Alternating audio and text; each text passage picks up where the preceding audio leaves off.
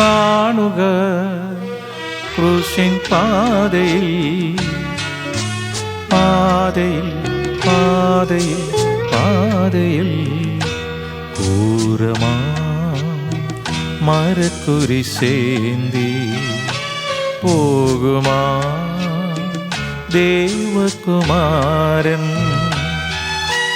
കാണുക ക്രൂശിൻ പാതയിൽ പാതയിൽ പാതയിൽ പാതയിൽ.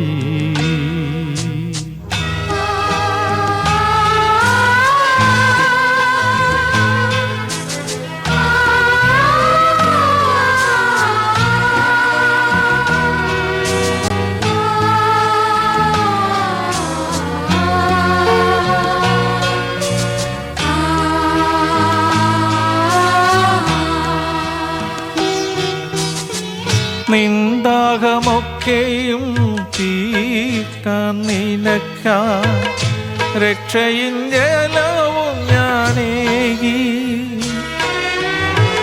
നിന്ദാഹമൊക്കെയും തീർക്കാൻ നിനക്കാൻ രക്ഷയിൻ ജലവും ഞാനേകി.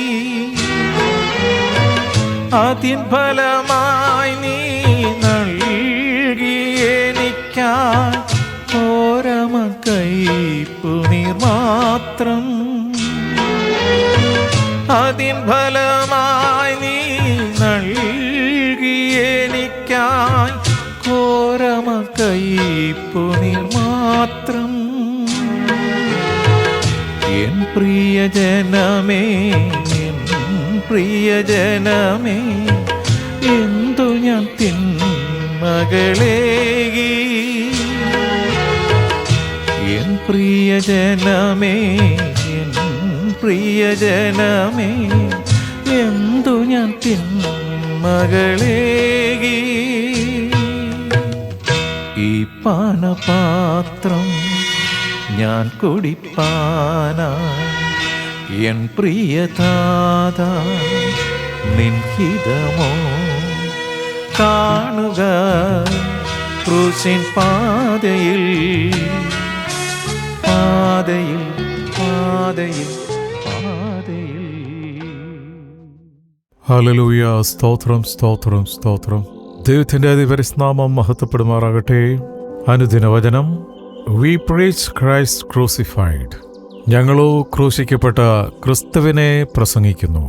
ഞങ്ങൾ പാറയും വീണ്ടെടുപ്പാരമായ കർത്താവേ, ഞങ്ങളുടെ അധരത്തിലെ ഓരോ വാക്കുകളും ഹൃദയത്തിലെ ധ്യാനവും തിരുസന്നിധിയിൽ പ്രസാദകരമായിരിക്കുവാൻ ആത്മാവും ദൈവം ഞങ്ങളെ സഹായിക്കണം. ഈ തിരുവചനം ഞങ്ങൾക്കായി വ്യാഖ്യാനിച്ചു തരണമേ, പഠിപ്പിക്കണമേ. ആമേൻ. ഞങ്ങളോ ക്രൂശിക്കപ്പെട്ട ക്രിസ്തുവിനെ പ്രസംഗിക്കുന്നു. We preach Christ crucified. നമ്മുടെ കർത്താവ് യേശു ക്രിസ്തുവിൻ്റെ ജനനത്തെക്കാൾ പ്രസംഗിക്കപ്പെടുന്നത് യേശുവിൻ്റെ മരണത്തെക്കുറിച്ചാണ്. വളരെയധികം പണ്ഡിതനും റോമാ പൗരനും തനിക്കുള്ളതെല്ലാം ഛേദമെന്നെണ്ണിയ പൗലോസ് ഏറ്റവും വലുതായി കണ്ടത് യേശു ക്രൂശിൽ ജീവൻ വെടിഞ്ഞതാണ്. അതുകൊണ്ട് വിശുദ്ധൻ 1 കൊരിന്ത്യർ 2:2 പറയുന്നത് ഇങ്ങനെയാണ്: ക്രൂശിക്കപ്പെട്ടവനായി യേശുക്രിസ്തുവിനെ അല്ലാതെ മറ്റൊന്നും അറിയാത്തവനായി നിങ്ങളുടെ ഇടയിൽ ഇരിക്കണമെന്ന് ഞാൻ നിർണയിച്ചു. യഥാർത്ഥ സ്വർഗീയ കാഴ്ചപ്പാടുള്ള ഒരു വിശുദ്ധന്റെ ഉള്ളിലെ വെളിപ്പാടാണത്. ക്രൂശ് നിന്ദയുടെയും പരിഹാസത്തിൻ്റെ അടയാളമാണ്. രക്ഷയുടെ അടയാളമായി മാറിയത് ആ കുരിശ് കർത്താവ് സ്വീകരിച്ചപ്പോഴാണ്. നമുക്ക് വേണ്ടി ആ ശാപം ഏറ്റുവാങ്ങിയ യേശുവിനെ മാത്രം തനിക്കറിഞ്ഞാൽ മതി, ലോകത്തിലെ മറ്റൊന്നും തനിക്കറിയേണ്ട എന്ന് പൗലോസ് പറയുന്നു. അതാണ് വിശുദ്ധ പൗലോസിന്റെ ഹൃദയ നിശ്ചയം. 12 ജ്ഞാനികളിൽ ഒരു ജ്ഞാനിയാണ് ഈ വിശുദ്ധ പൗലോസ്. സ്തോത്രം. കർത്താവിൻ്റെ സഭയെ മുടിച്ച് പീഡിപ്പിച്ച് ഒരു യഹൂദമത തീവ്രവാദിയായി വളർന്ന പൗലോസ് കർത്താവ് യേശുക്രിസ്തുവിന്റെ സ്വർഗീയ ദർശനം ലഭിച്ചപ്പോൾ പിന്നീട് പൗലോസ് പുറകോട്ട് തിരിഞ്ഞു നോക്കിയിട്ടില്ല. ലോകത്തിൽ അനേകം പേർ ദാരുണമായി മരണപ്പെട്ടിട്ടുണ്ട്. എന്നാൽ അവർ ചെയ്ത മഹത്തായ കാര്യങ്ങൾ പ്രകീർത്തിക്കപ്പെടും എന്നല്ലാതെ അവരുടെ മരണത്തെക്കുറിച്ച് ലോകം പ്രകീർത്തിക്കുന്നില്ല. ശരിയല്ലേ അത്? യെസ്. എന്നാൽ യേശുവിൻ്റെ മരണം മാത്രമാണ് ലോകത്തിൽ ഏറെ പ്രസംഗിക്കപ്പെട്ടിട്ടുള്ളത്. യേശുവിൻ്റെ മരണം എന്നും ജനം ഓർക്കുന്നു, പ്രകീർത്തിക്കുന്നു. കർത്താവിൻ്റെ ജീവചരിത്രം 4 സുവിശേഷങ്ങളിൽ രേഖപ്പെടുത്തിയിട്ടുണ്ട്. അതിൽ യേശുവിൻ്റെ ജനനത്തെക്കുറിച്ച് മത്തായിയും ലൂക്കോസുമാണ് പറയുന്നത്. എന്നാൽ യേശുവിൻ്റെ മരണത്തെക്കുറിച്ച് വിശദമായി 4 സുവിശേഷത്തിലും പ്രതിപാദിക്കുന്നുണ്ട്. യേശുവിൻ്റെ മരണത്തിന് മറ്റൊരു പ്രത്യേകത കൂടിയുണ്ട്. നാം ഒക്കെ ജനിച്ചത് ജീവിക്കാൻ വേണ്ടിയാണ്. യേശു ലോകത്തിലേക്ക് വന്നത് തന്നെ മരിക്കുവാൻ വേണ്ടിയാണ്. തന്നെ യാഗമായി നമുക്ക് നൽകാൻ വേണ്ടിയാണ്. മർക്കോസിന്റെ സുവിശേഷം 10:45 വചനം ഇങ്ങനെയാ പറയുന്നത്: മനുഷ്യപുത്രൻ ശുശ്രൂഷിപ്പാനും അനേകർക്ക് വേണ്ടി തൻ്റെ ജീവനെ മറുവിലയായി കൊടുപ്പാനും അത്രേ വന്നത്. അതാണ് കർത്താവിൻ്റെ മിഷൻ. എന്നാൽ കർത്താവിൻ്റെ ശിഷ്യന്മാരെന്ന് പറയുന്നവർക്ക് ഒത്തിരി മിഷനുണ്ട്. അവർക്ക് വിഷനും മിഷനും ഒക്കെ കൂടുതലാണ്. ലോകത്തിൽ ആർക്കെങ്കിലും തങ്ങളുടെ മരണത്തെക്കുറിച്ച് മുന്നറിയിപ്പ് നൽകാനാകുമോ? യേശു തൻ്റെ മരണത്തെക്കുറിച്ച് കൃത്യമായി ശിഷ്യന്മാർക്ക് മുന്നറിയിപ്പ് നൽകി. മത്തായിയുടെ സുവിശേഷം 16:21. അന്നു മുതൽ യേശു താൻ യെരുശലേമിൽ ചെന്നിട്ട് മൂപ്പന്മാർ, മഹാപുരോഹിതന്മാർ, ശാസ്ത്രിമാർ എന്നിവരാൽ പലതും സഹിച്ച് കൊല്ലപ്പെടുകയും 3-ാം നാൾ ഉയിർത്തെഴുന്നേൽക്കുകയും വേണ്ടത് എന്ന് ശിഷ്യന്മാരോട് പ്രസ്താവിച്ചു തുടങ്ങി. മൂപ്പന്മാർ, മഹാപുരോഹിതന്മാർ, ശാസ്ത്രിമാർ ഇവരാൽ താൻ കൊല്ലപ്പെടുമെന്ന് ഒരു വട്ടമല്ല പല പ്രാവശ്യം യേശു പറഞ്ഞിട്ടുണ്ട്. മർക്കോസിന്റെ സുവിശേഷം 8:31.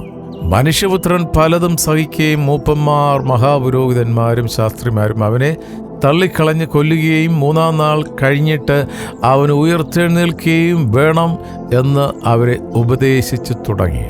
ദൈവത്തിൻ്റെ മക്കളെ, ക്രിസ്തുവിൻ്റെ ശിഷ്യന്മാരെ ഉപദ്രവിക്കാനായി ഇതേപോലുള്ള മൂപ്പന്മാരും മഹാപുരോഹിതന്മാരും ശാസ്ത്രിമാരും ഇന്നും ഈ ഭൂമിയിലുണ്ട്.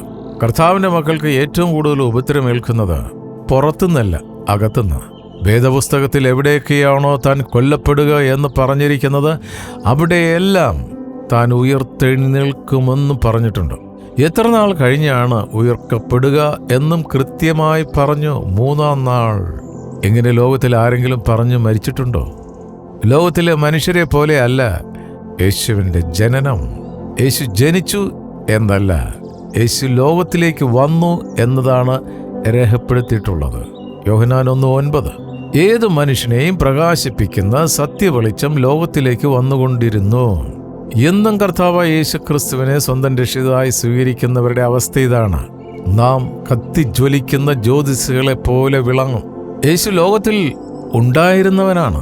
ലോകം അവനെ അറിഞ്ഞില്ല എന്ന് മാത്രം. ഭൂമിയിൽ വരുന്നതിന് മുമ്പ് തന്നെ അവൻ സ്വർഗത്തിലുണ്ടായിരുന്നു.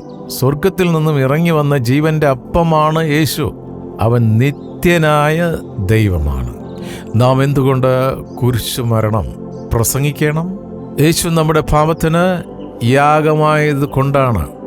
ലൂക്കായുടെ സുവിശേഷം 24:46-47 വാക്യങ്ങളിൽ ക്രിസ്തു കഷ്ടം അനുഭവിക്കുകയും 3-ാം നാൾ മരിച്ചവരിൽ നിന്ന് ഉയർത്തെഴുന്നേൽക്കുകയും അവൻ്റെ നാമത്തിൽ മാനസാന്തരവും പാപമോചനം യെരുശലേം തുടങ്ങി സകല ജാതികളിലും പ്രസംഗിക്കുകയും വേണം എന്നിങ്ങനെ എഴുതിയിരിക്കുന്നു. കർത്താവ് അനേകരുടെ പാപമോചനത്തിനായി നുറുക്കപ്പെട്ടു, രക്തമൊഴുക്കി.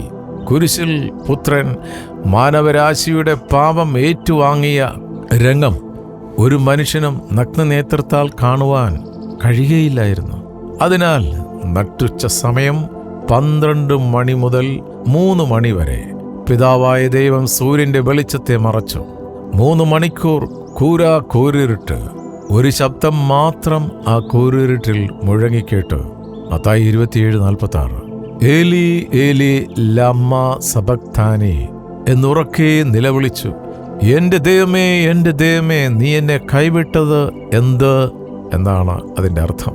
നീതിമാനായ ദൈവം മനുഷ്യരുടെ പാപം നിമിത്തം പുത്രനിൽ നിന്ന് മുഖം തിരിക്കുന്ന സമയം. മനുഷ്യരുടെ പാപം സ്വന്തം പുത്രനിൽ പതിച്ചപ്പോൾ ആ പരിശുദ്ധനായ പിതാവ് ഒരല്പസമയം തൻ്റെ മുഖം മറച്ചു. യേശു നമ്മുടെ സകല പാപത്തിനും യേശു പിതാവിൻ്റെ മുൻപിൽ കണക്ക് പറഞ്ഞു. നാമാണ് മരണം വാങ്ങേണ്ടത്. ആ മരണം നമുക്ക് വേണ്ടി കർത്താവ് വഹിച്ചു. കുരിശിൽ തൂക്കിയ കള്ളനെ പോലെ നാമും പാപിയാണ് എന്ന് സമ്മതിക്കണം. യേശു നമുക്ക് വേണ്ടി കുരിശിൽ മരിച്ചു എന്ന് ഉറച്ചു വിശ്വസിക്കണം. ദൈവമക്കളായി തീരണം. യോഹന്നാൻ 1:12. അവനെ കൈക്കൊണ്ട് അവൻ്റെ നാമത്തിൽ വിശ്വസിക്കുന്ന ഏവർക്കും ദൈവമക്കളാകുവാൻ അവൻ അധികാരം കൊടുത്തു. ഹല്ലേലൂയ. ഈ കാലഘട്ടത്തിൽ ലക്ഷക്കണക്കിന് ജനങ്ങൾ കർത്താവിനെ അവൻ്റെ രക്ഷകനാഥനുമായി സ്വീകരിച്ച് അവരുടെ പേര് ജീവൻ്റെ പുസ്തകത്തിൽ എഴുതപ്പെടത്തക്ക രീതിയിൽ കർത്താവിൻ്റെ കൽപ്പനകളനുസരിച്ച് അവിടുത്തോട് ചേർന്ന് നടക്കുന്ന വലിയ ഉണർവിൻ്റെ ഒരു കാലഘട്ടത്തിലാണ് നാം ജീവിക്കുന്നത്. ഈ കുരിശിലെ സ്നേഹം തിരിച്ചറിയണം.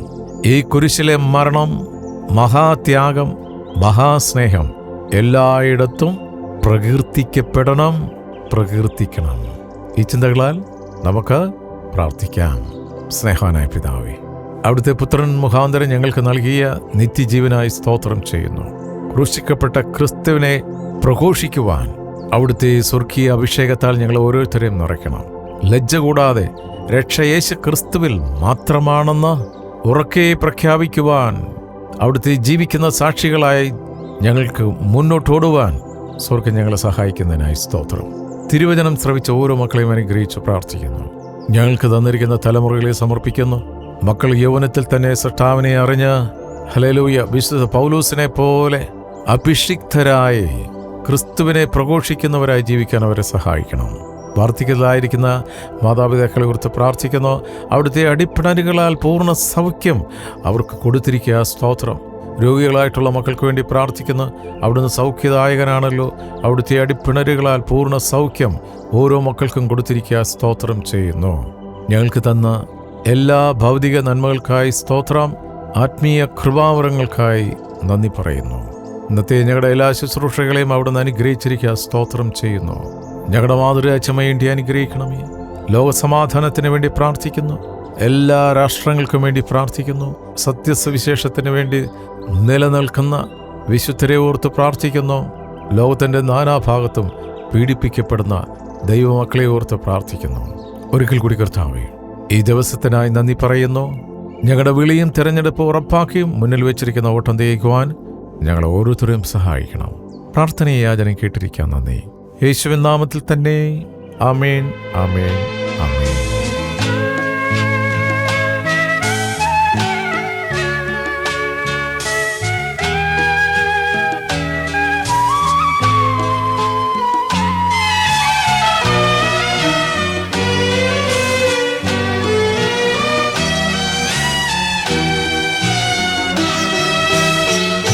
നിൻ താപമൊക്കെയും തീർപ്പാൻ നിനക്കായി നന്മകളാക്കിലവുമേകി. നിൻ താപമൊക്കെയും തീർപ്പാൻ നിനക്കായി നന്മകളാക്കിലവുമേകി. അതിൻ ഫലമായി നീ നൽകിയെനിക്കായി ശോകമമറ് കുരിശല്ലോ.